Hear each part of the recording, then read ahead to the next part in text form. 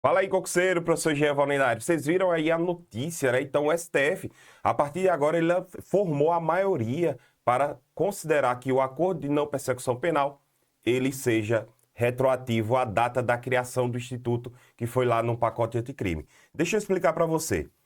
Primeira coisa que você tem que entender é que esse projeto é para mostrar para você o que muitos alunos têm dificuldade de entender a jurisprudência dos tribunais superiores. Então eu resolvi criar esse bloco, criar essa, vamos dizer assim, esse programa exatamente para explicar para você o que seria, né? O que interpreta, como é que eu faço para interpretar uma decisão judicial, até mesmo para futuras provas de concurso.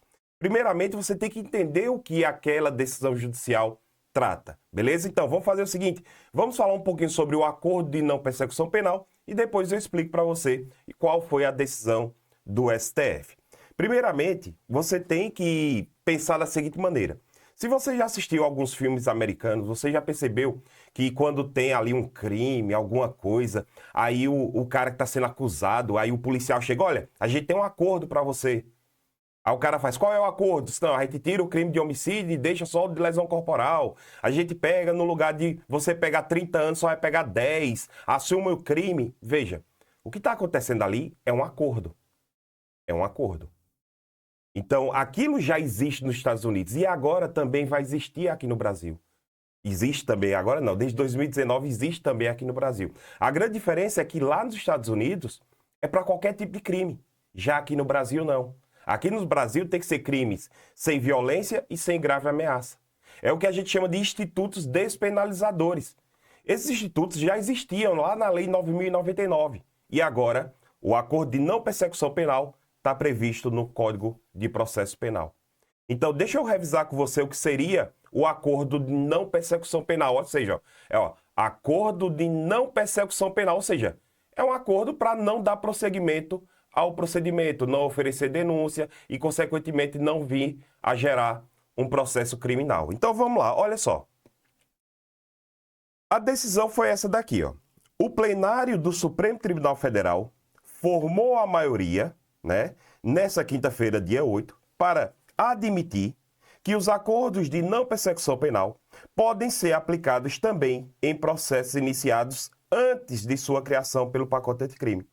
Para a maioria do tribunal, a aplicação retroativa é possível em todos os casos em que não houver condenação definitiva. Então veja aqui, ó, muito cuidado que a banca vai tentar induzir você dizendo o quê? Primeira pegadinha, já estou vendo as questões das bancas, dizendo que o acordo de não persecução penal pode ocorrer mesmo que o crime já tenha transitado em julgado. Já estou vendo questão nesse sentido, mas não. Se o crime já transitou em julgado, não cabe mais o acordo de não persecução penal. E isso é pela lógica. Por quê? Porque o acordo de não persecução penal, você tem que traçar um marco.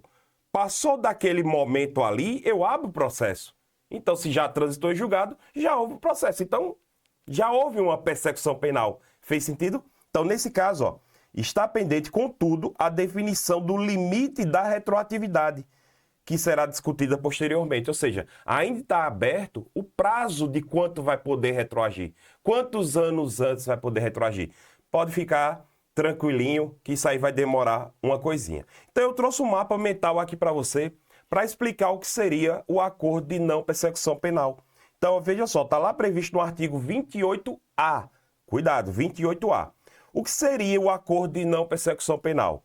É um negócio jurídico, cuidado, meu aluno, de natureza extrajudicial, necessariamente homologada pelo juízo competente e celebrado pelo Ministério Público e o autor do fato delituoso. Então, vai ser um acordo entre o Ministério Público e o autor do fato delituoso. O juiz é que vai homologar, mas perceba que esse é um fato extrajudicial, ou seja, a única coisa que o juiz vai fazer é apenas a homologação.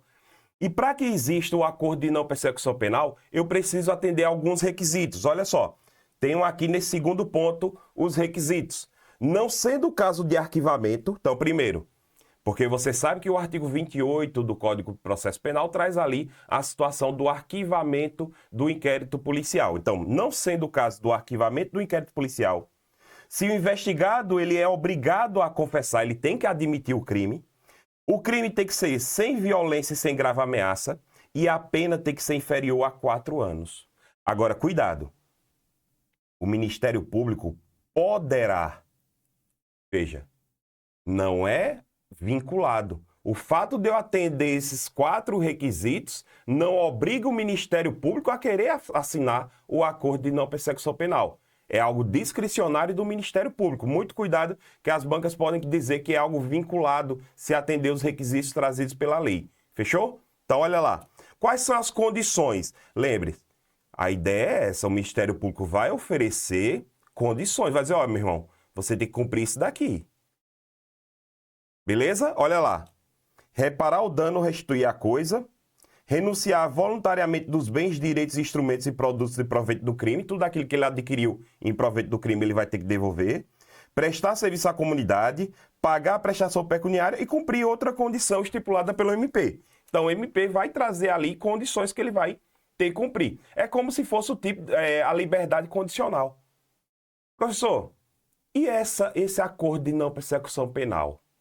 Ele é aplicável para qualquer tipo de crime, mesmo sem violência, sem grave ameaça? Cuidado, não. Olha aqui as vedações. Ó. Não é aplicável, né? A não aplicabilidade do ANPP.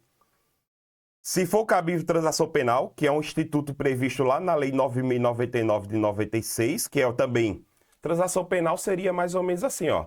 Um acordo também, é a mesma coisa, só que acontece para os crimes de menor potencial ofensivo.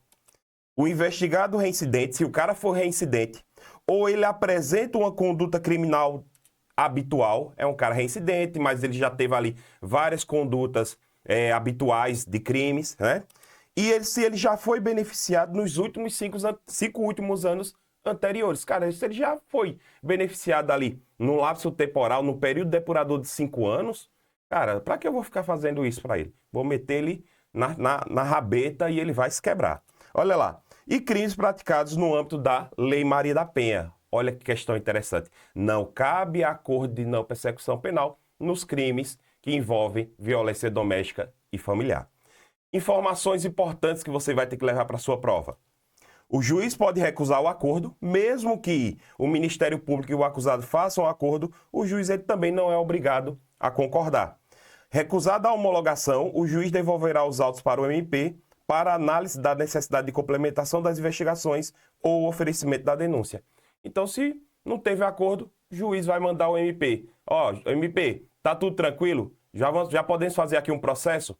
Ofereça a denúncia, acabou. Ah, tá tudo ok não? Então devolva lá para o delegado concluir o inquérito policial. Pronto, a ideia vai ser essa.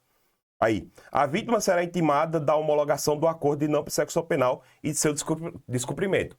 Veja que da mesma forma que quando o inquérito policial ele é arquivado, a vítima tem que ser informada, também se houver acordo ou não, no acordo de não persecução penal, a vítima também tem que ser informada, até que ela possa recorrer, porque existe essa possibilidade para que a vítima possa recorrer. E cumprindo integralmente o acordo de não persecução penal, o juiz competente declarará a extinção da punibilidade, ou seja, o cara vai ficar com a bunda limpinha, não vai ter sua ficha suja, beleza? Então entenda, qual é a ideia aqui? Qual foi a ideia da decisão? É saber que quem praticou crimes que atendam esses requisitos antes de 2019 é cabível ou não o acordo de não persecução penal? Sim, desde que não tenha ocorrido o quê? O trânsito em julgado. Essa foi a decisão do STF. Eu espero que você goste desse novo quadro.